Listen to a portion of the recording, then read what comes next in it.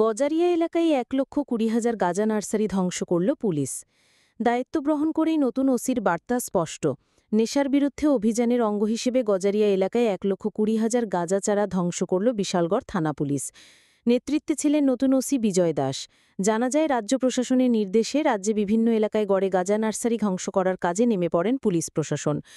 পূর্বে গাঁজা গাছগুলি যখন বড় হয়ে উঠত তখনই পুলিশ এই গাছা বাগান ধ্বংস করতে মাঠে নামত, কিন্তু এখন শুরু থেকেই সমস্ত নার্সারি ধ্বংস করে দিচ্ছে পুলিশ।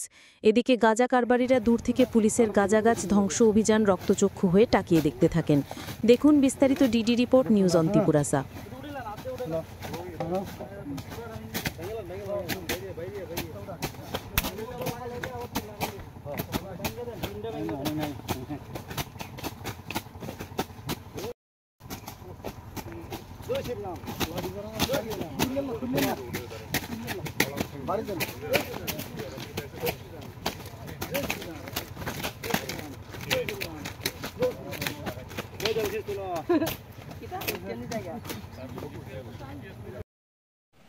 আপনাদের সাংবাদিক কাকা, আজকে সকালে আমাদের কাছে গোপন একটি খবর আসে যে গজারিয়া জিপির আন্ডারে বিজয় নদীর পারে কিছু চারা গাছ, গাজার যে চারা গাছ, এগুলা চাষ করা হচ্ছে।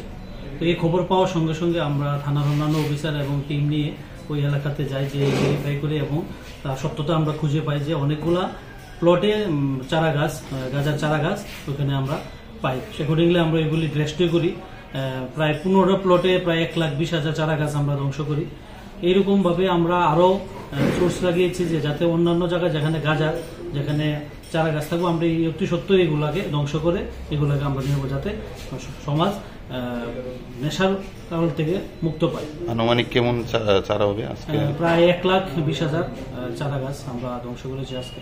এটা তো প্রথম অভিযান, আমরা আজকে প্রথম অভিযান করেছি, আগামী দিনেও এরকম জারি থাকবে। মানে এখন কি মানে নার্সারি থাকাকালীন এখন ধ্বংস অভিযানটা বেশি চলে? নার্সারি থাকাকালীন মানে চারা গাছ উঠেছে, আমরা এগুলোই আমরা ধ্বংস করেছি।